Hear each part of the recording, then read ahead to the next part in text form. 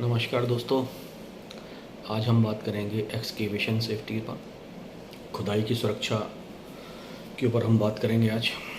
तो उसमें हमें क्या क्या लेना है, पहले तो हमें जानना है कि एक्सकेवेशन है क्या। ये एक्सकेवेशन इंसान के द्वारा खोदा गया एक गड्ढा या खाई, उसको हम एक्सकेवेशन बोलेंगे, खुदाई बोलेंगे। दूसरा क्या आता है, ट्रेंच। ट्रेंच क्या है कि एक संकरा, नैरो गड्ढा जिसकी चौड़ाई गहराई से कम हो, उसको हम बोलेंगे ट्रेंच। अब इसमें क्या क्या सुरक्षा कवर रहेंगे। पहले क्या आता है आपका, शील्ड आता है, कवच। ये क्या है कि हम एक बॉक्स बनाएंगे और वो बॉक्स जो है एक्सकेवेशन में हम डालेंगे और उसको जो गिरने से वो उसको दीवारों को बचाएगा, गड्ढे की दीवारों को गिरने से बचाएगा। और जो कर्मचारियों की और अपने कामगार भाई हैं उनकी सेफ्टी के लिए, सुरक्षा के लिए डाला जाता है। दूसरा आपका आ जाता है शोरिंग। शोरिंग क्या है, एक ऐसा स्ट्रक्चर है जो गड्ढे को, एक्सकेवेटेड एरिया को प्रोटेक्ट करता है। इसका काम भी वही है कि गिरने से बचाएगा। फिर आपका आ जाता है स्लोपिंग। स्लोपिंग हम ऊपर से एक एंगल में एक कोण बना के जो है खुदाई करते हैं। उससे क्या होता है कि ज़मीन जो है, एक्सकेवेटेड पिट जो है, गड्ढा जो है वो धसकता नहीं है। फिर ऐसे ही बहुत सारी चीज़ें हैं, बेंचिंग हो गया, फिर पाइलिंग भी हम करते हैं, फिर शीट पाइल हो गया। ये बहुत सारी चीज़ें हैं, लेकिन अगर ये सब में मैं गहराई से अभी जाऊंगा तो बहुत लंबा हो जाएगा। तो हम थोड़ा थोड़ा लेके चलेंगे और क्या क्या हम इसमें कर सकते हैं। अब आप आइए, इसमें खतरे क्या क्या होते हैं खुदाई में, एक्सकेवेशन के काम में। ऑक्सीजन की कमी से सांस लेने में दिक्कत, अगर हम नीचे काम कर रहे हैं, गहराई में काम कर रहे हैं, जहरीली गैसें निकल सकती हैं। उसके बाद आपका मशीन का गड्ढे में गिरना या ऊपर से कोई मटेरियल गिरना, कोलैप्स होना। मशीन बिल्कुल पास में लगा के हम काम कर रहे हैं तो हो सकता है कि मशीन ज़मीन में गिर जाए। कोई यूटिलिटी लाइन,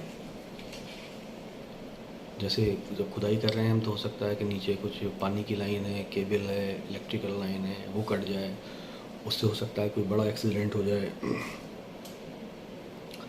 आग का लगना, और कोई पब्लिक, कोई जो लोकल पर्सन है वहाँ पर हैं, उधर गाड़ियाँ आ रही जा रही हैं, वो हो सकता है गड्ढे में गिर जाए, कोई बंदा नीचे गिर सकता है।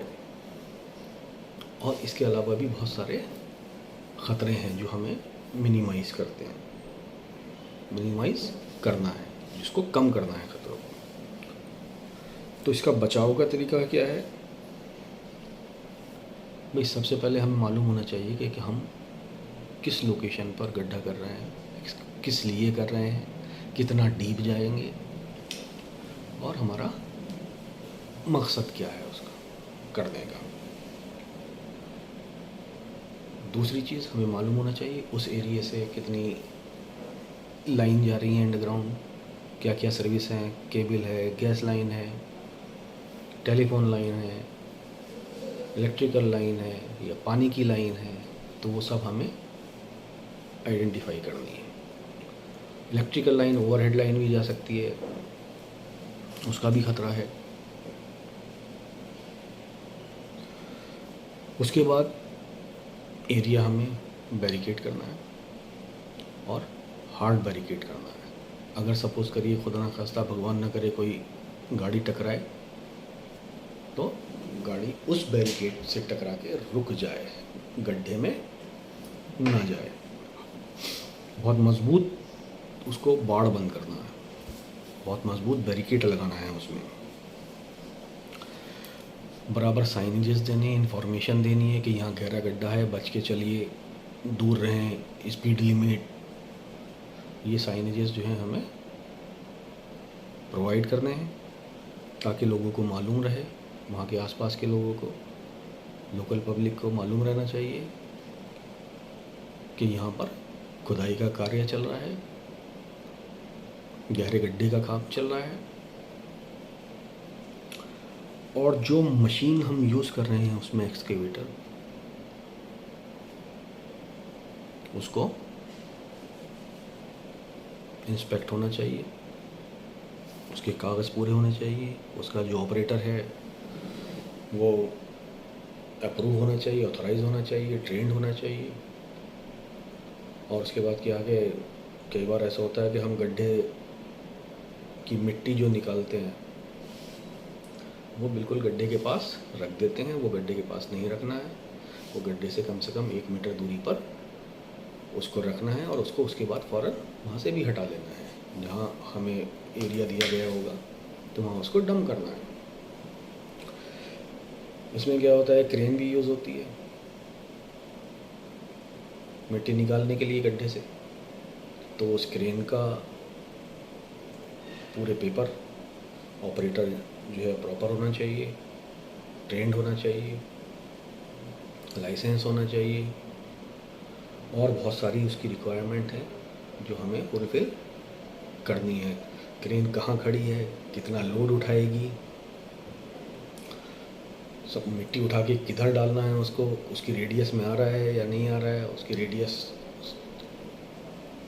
में सेफ वर्किंग लोड है या नहीं है, तो वो सब चीज़ें हमें मालूम होनी चाहिए।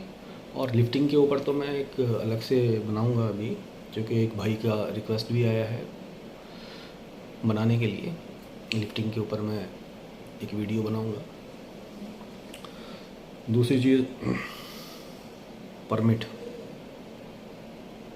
एक्सकेवेशन का परमिट हमें लेना चाहिए। जब भी हम खुदाई कर रहे हैं तो हमें परमिट के साथ करना है।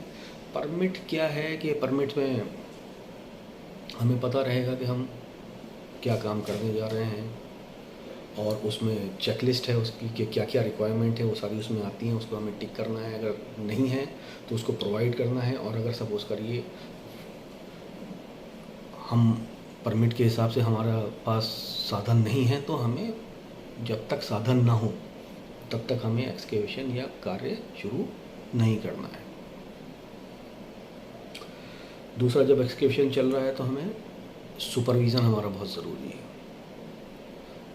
क्योंकि कुछ भी काम चल रहा है उसको सुपरवाइज़ करना बहुत ज़रूरी है। अगर सपोज़ करिए कोई ऑपरेटर या लेबर या वर्कर्स या कामगार भाई कोई भी गलत रास्ते पर जा रहा है तो उसको हमें रेक्टिफाई करना है, बताना है कि ये भाई ये गलत है, आप ये सही करिए।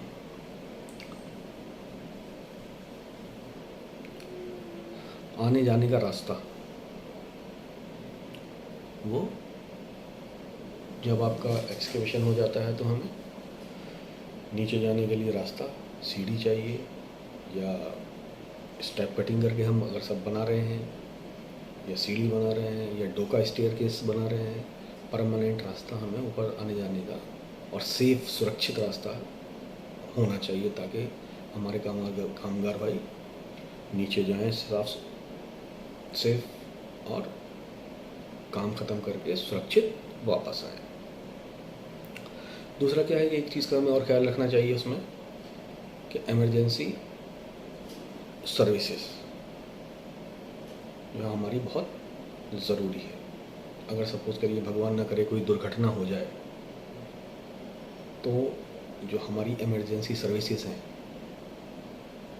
वो हमें प्रोवाइड करना है। Stretcher, first aid box, medical, doctor, सब उस प्रोजेक्ट पे प्रोवाइड होना चाहिए ताकि अगर सपोज़ करिए भगवान ना करे कोई दुर्घटना हो जाए तो उसको फ़ौरन ट्रीट किया जा सके।